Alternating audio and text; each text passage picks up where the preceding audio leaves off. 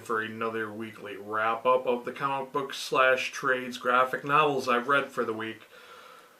Oh, I've got a lot of stuff coming up. Hopefully I can fit as much as I possibly can in this week because I'm nearing my finals week.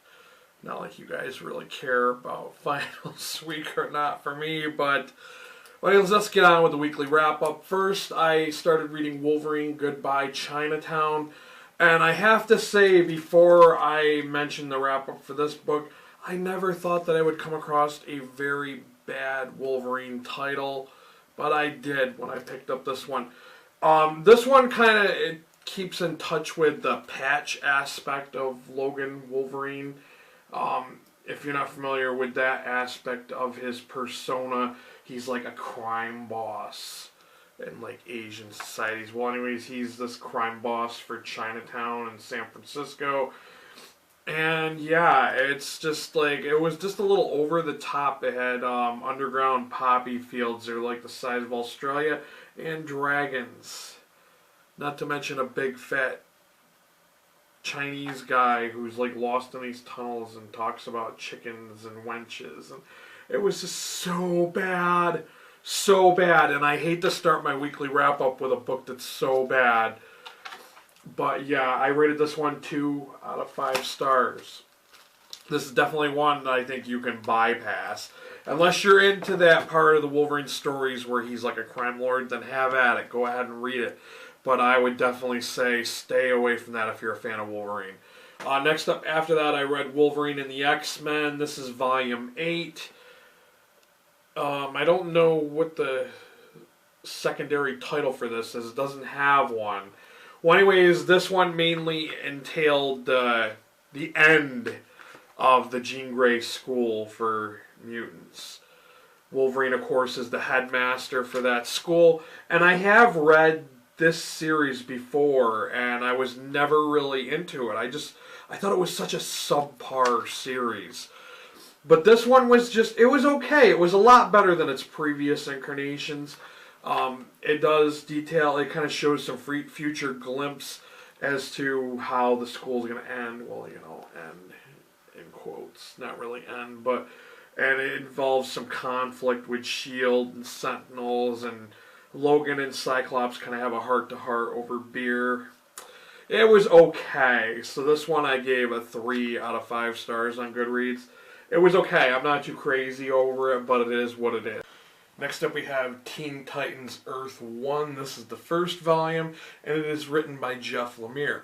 I remember the first time I saw this, I just recently started reading a lot of DC Comics, and I had saw on Goodreads.com that they were doing a giveaway for this book. I was so hoping to win this book because I love Jeff Lemire's writing, so I was really intrigued. And plus, I didn't know what's going on with this Earth 1. I had read Superman Earth 1, volumes 1 and 2, so when I heard that they were doing a Teen Titans Earth 1, I was kind of intrigued to learn more about it. So like, I picked this up with very high expectations, and of course it is very different. It's kind of more set up like if Earth 1 I think is supposed to be our reality or whatever, and Starfire is an alien, of course, and it's like an Area 51 type of thing. But the origin of the Teen Titans is later explained near the middle, towards the end of the book. It was kind of it's kind of very crazy the way it starts out. It doesn't really hold, well, it didn't hold my attention anyways. It was kind of really, I don't know, slow-paced and kind of boring. It was really kind of meh. And Raven's character is so distant from the other Teen Titans. A lot of these characters are so radically different from their main counterparts of who they're supposed to be. The artwork is fantastic, I do have to say that. And like I said, I was anticipating this being very good because I love Jeff Lemire's writing. I mean, so far, like, he wrote Sweet Tooth and a couple of other stories, and he seems to be really good, but I just wasn't feeling this book. And I do have to say, I rated this 3 out of 5 stars.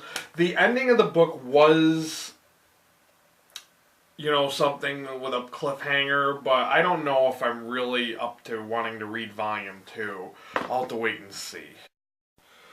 Next up is Scalped Volume 1, Indian Country by Jason Aaron. If you recall from last week, I read Southern Bastards, and that was also written by Jason Aaron. I have been wanting to read this series for quite a while now, and it seems very interesting. And I do have to say that I really enjoyed this first volume, and it is a 10-volume series. Well, anyways, it is a Vertigo comic that is intended for mature readers. It takes place in, I think, North Dakota or South Dakota, but it is the Lakota Reservation, I do believe. Well, anyways, it's kind of like, the way I would describe it is Breaking Bad on the res. It is a crime drama that involves a former reservation guy who decided to move away when he was 13. He joined the FBI and then decides to come back to infiltrate the reservation government because of the shady goings on. They're known terrorists or whatnot. So that aspect of the story seems really fascinating. There's a lot of violence, there's drugs, nudity, and sex, of course. The artwork is pretty good. It's a little sketchy at times. I love this cover, but yeah, I really enjoyed this story, and I've already reserved further volumes so that I can see where this story is going to. I do not know that I will finish it out, but so far I really like the first volume. I rated this 4 out of 5 stars on Goodreads. If you're into Breaking Bad, or if you're into, like, crime, you might want to check this out. No, it's not written by a Native American, but it is pretty interesting, let's say that. Next up we have Lazarus 1. This is Volume 1, and it is written by Greg Rucka, who has done a lot of Marvel books, and this is an Image comic. Shocking, I didn't think that too many other writers wrote for other companies. But anyways, it's set in a post-apocalyptic future. It's not very clear as to what's going on. It's very vague. It's a very thin volume.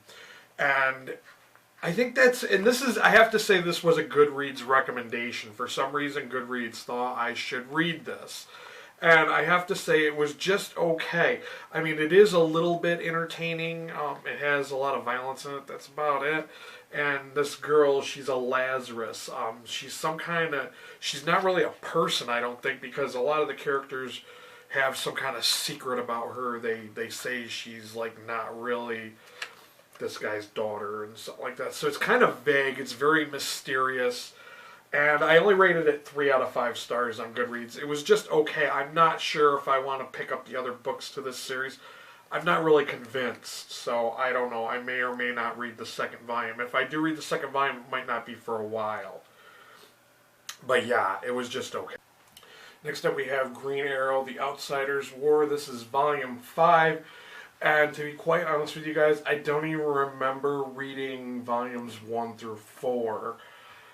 I did happen to notice that this is written by Jeff Lemire, and upon reading it, it didn't seem like anything that Jeff Lemire has ever written before. It doesn't even feel like his writing style. I did think the artwork was rather cool. I like how they used color to show different action scenes, and they kind of use action words as like a background in some spots, and some parts have no color whatsoever. So it kind of made for, I thought artistically it was really, really great. Story-wise, I'm kind of a bit lost because this is supposed to be Volume 5, but it read like it was supposed to be like a Volume 1 or 2 book. So that I was kind of confused by that, and I saw that someone else had done a review of it, and I'm not a fan of the Arrow CW show, but they said that it's almost like they're trying to incorporate the book to be like the show, and I just don't like the CW show for my own reasons. I just feel like CW doesn't represent comics the way they should be. When I think of CW, I think of CW is like pretty people. They always have like model type people, and that's not my idea of comic books. So like they don't really fit the image. Yes, I know that they're Warner Brothers, and Warner Brothers does own DC Comics, but I just feel like it doesn't go well together. But they said that they thought that this volume was trying to be like the TV show. I am not, like I said, I'm not a fan of the shows, and I've only seen like one episode of Arrow, so I can't judge my review based on that. But I just thought this was an average story. I rated this 3 out of 5 stars. It was just okay. I mean, if you want to find out a little more background on Green Arrow, then go ahead and check this out. Like I said, I don't remember reading volumes 1 and 4. I mean, for all I know, this is the first New 52 Green Arrow I've read. Upon finishing that, I picked up X-Force Cable and the New Mutants. This is, of course, classic 90s comic books. And a lot of people, when it comes to things they love, they always tend to say, oh, it was better back then. And I'm going to be one of those people who's going to say, no, it wasn't, because there is so much excessive dialogue, bad costumes, and bad designs for characters in the 90s. Some of the stories were absolutely cheesy in this. There was one where they teamed up with Namorita from Atlantis. They're in Asgard. And they're all over the place. And then there's the thing with the Morlocks and the tunnels, the setting up of the new school with Cable as their team leader and everything. I just thought that this one was okay too. I only rated this one 3 out of 5 stars. But I absolutely remember being a kid and loving the New Mutants. You know, I thought they were the greatest thing. But, like, I don't know, now that I'm older now and I look back at this, I think it's so cheesy. Like, look at Wolverine. His claws are, like, excessively too large compared to how he's drawn now. It's just too unreal for me. But, yeah, I rated that one 3 out of 5 stars. Next up we have Hawkeye Volume 3, LA Woman. This one, I was expecting it to be about Clinton Barton, but it's mostly about Kate Bishop and her continuing feud, if you want to call it that, with Madame Mask. I guess in Volume 2 they kind of had a little run-in, and yeah, but anyways, this book kind of, like, the artwork made it seem like a children's story to me. I know that this series is kind of popular right now, but I mean, they're just these little things. It just really reminds me of a children's storybook. I don't know if it's the colors, but there's these little, like, where she's talking to herself at parts, and they're, like, kind of really childlike drawings of her having a conversation with herself. So I wasn't really too impressed with this. I thought it was kind of really... I guess if you're a teen girl, I could see you really liking this. But this is written by Matt Fraction, who is a good writer. I can't remember all of what he's written besides this. I think he worked on Miss Marvel, or maybe that was somebody else. I'm not sure. I don't remember what he wrote, but... Well, anyways, I just thought this was okay. I rated this one 3 out of 5 stars. I mean, if you want to continue on reading it, but I kind of was under the impression it was going to be Clint Barton and not Kate Bishop. So I don't know what they're doing with this series. I don't know if it's going to be continuing on with Kate Bishop as Hawkeye or what the deal is, or if it's going to be switching back and forth. 3 out of 5 stars in Goodreads, though. Check it out if you're interested in Hawkeye, but I have not been, like, overly fond of this series so far. Next up we have Talon, Volume 2, Fall of the Owls. Yeah, I know, I didn't read Volume 1, and this was the only volume that was available. But I did have high expectations because I thought like the Court of Owls and the whole Talon concept was pretty cool. Well, anyways, like a lot of these New 52 books, there is some overlapping content. Some of this content was already in Birds of Prey, one of the Birds of Prey volumes I read recently. Well, anyways, I thought this was an okay read. it didn't really explain too much more about the Court of Owls or the Talons. It was just kind of like, you know, current events, what's going on currently with the Talons. So that was kind of disappointing. But it did introduce a couple of cool villains. Like, one is named the Butcher, who is this Talon who is just like bloodthirsty. He just loves to kill people.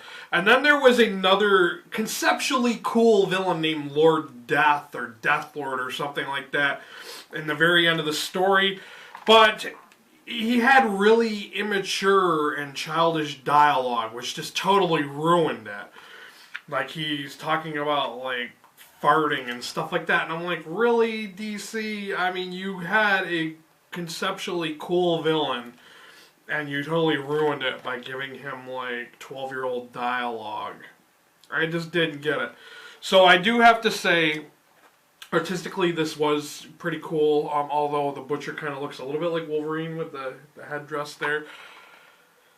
And I have to say I rated this 3 out of 5 stars on Goodreads. It was just okay. It's not, I don't know if the whole series is like this. I mean, I might check out another volume of Talon, but from based on this, I just think it was just okay.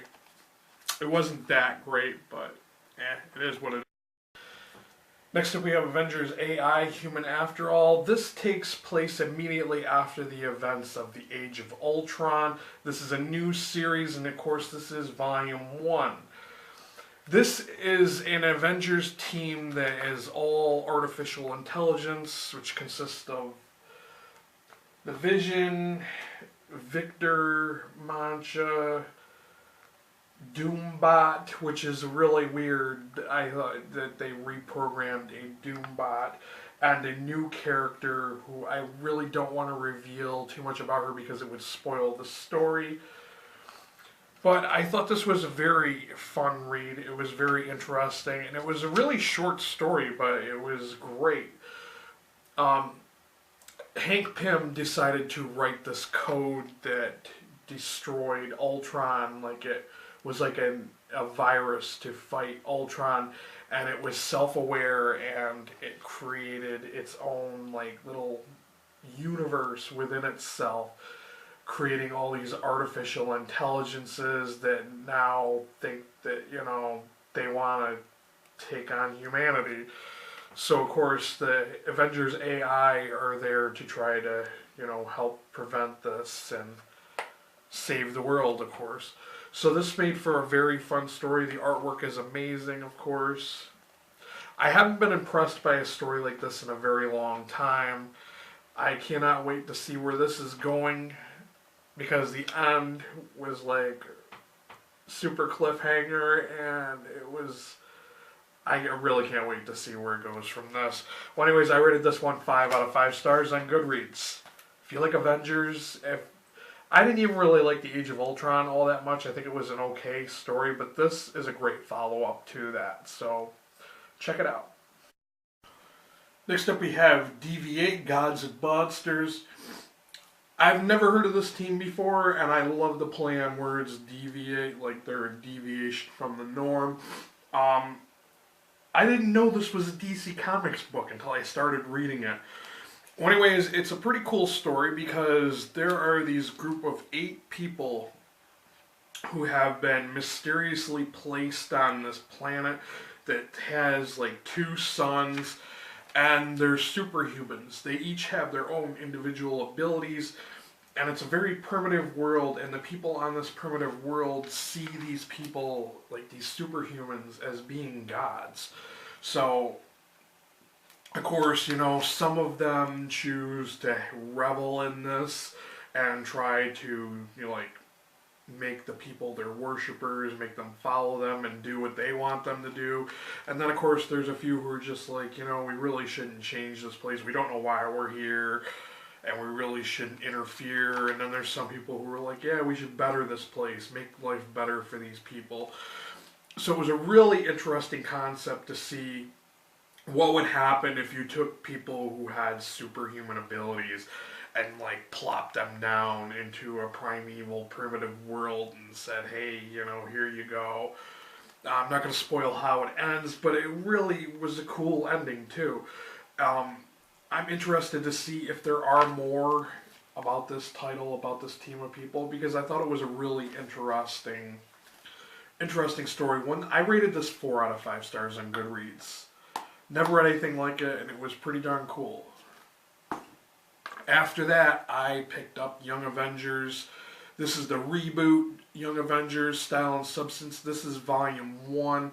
I know like maybe a month ago I read Volume 2 before reading this. This is where the young Loki is trying to recruit people to join a new Young Avengers. And I don't know who this Miss America is. She's like from an alternate like Earth or something. Well, anyways, Wiccan conjures up his boyfriend's mother from some alternate dimension. She turns out to be some dimension-hopping, eating monster who, like, mind controls people. So, like, I really was not impressed with this. I know the Volume 2 I was really super impressed with, and I was like, yes, this series has potential. But this one was just okay. It was kind of a weak start to a reboot. I have to say that I only rated this 3 out of 5 stars. It was just okay. I wasn't really thinking it was that great. Next up we have I, Vampire, Tainted Love. This is the first volume in a New 52 series. I wanted to read this for a very long time. When I found out that there were supernatural New 52s out there, I wanted to read them. And plus, I've never even heard of vampires in the DC universe. So, of course, when I learned of this, because I love vampire stories, and I wanted to check it out. It starts out with this vampire who is like the father of the vampires in the DC universe, and he turns his lover like 300, 400 years ago into a vampire. I think he did it by accident, but she becomes the Blood Queen or whatever. She's like the queen of the vampires, and she's spreading vampirism across the New 52. They end up in Gotham, so of course there's a guest appearance by Batman, which I thought was pretty darn cool. And I did find the dynamics of the story kind of interesting, but it seems like it's missing something. Like, it kind of speeds through some of the history, and I don't want to reveal the ending because I don't want to spoil it for anybody who wants to read it, but it kind of had a really sucky ending, the way it ended. I was really hoping that, you know, the one character was... I can't say anymore because I don't want to spoil it. Well, anyways, I rated this one... I think I rated this one 3 out of 5 stars. It wasn't as good as I thought it was going to be. Well, I think I'm going to definitely check out some of the further volumes in this series. But yeah, it is what it is. Okay, and now it's time for the last book of this weekly wrap-up, and that is Swamp Thing Volume 2, Family Tree. Now, if you remember, back when I first started filming these weekly wrap-ups, I read the first volume in this New 52 series, and I absolutely loved it. I gave it 5 stars just because the story was great, the art was over-the-top great, it was so good. While the art is still good in the second volume, the story just kind of is all over the place. I mean, it jumps from one point in time to another, and I hate when books do that. I hate when they just jump all over the place and they lose their train. They're just all over. The story doesn't seem to flow all that well when you jump all over the place, and that's what happens in this volume 2. But it is still a great story, and there's like a huge time gap, so I'm hoping that if I read the other part to the story, which is the Animal Man part, hopefully I can kind of make sense of what went on in this volume 2. Like I said, great story, but I just thought there were too many holes, like just too many gaps. Great artwork. I didn't rate this one 5 out of 5 stars like I did the first volume. I rated this one 4 out of 5 stars. So, I mean, if it's about something called the Rotlands, Into the Rotlands or something like that as a storyline, even if you're not a Swamp Thing fan, but if you're into the kind of macabre, supernatural stuff, you might want to check out this book. It's worth checking out. So that is my weekly wrap-up for this week. Questions, comments, as always, you know, if you've read any of these. I always say this, but nobody ever comments or says anything. I don't think anybody that watches my videos has even read any of the books I've read. But anyways, if you are one of the people who are watching my channel hoping to find some new books to find or read or whatever, and you're not already, follow me on Goodreads. You can also follow me on Twitter if you're looking to find out about the latest like comic book, movie news, that type of stuff. So yeah, thanks for watching, and until next time, later guys.